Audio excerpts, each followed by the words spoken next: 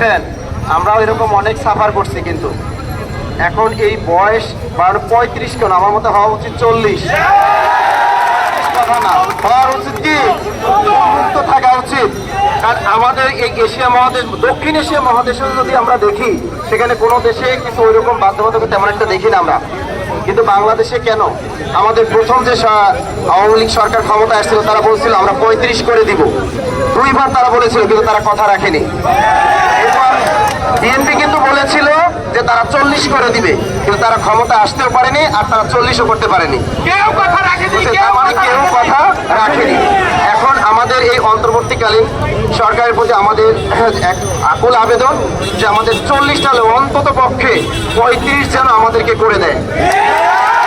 আমাদের করোনাকালীন থেকে আমাদের অনেকের বয়স কিন্তু আমাদের শেষ হয়ে গেছে, ঠিক আছে। এরপরে এই সরকার, যে বিগত সরকার ছিল, তাদের আমরা দেখেছি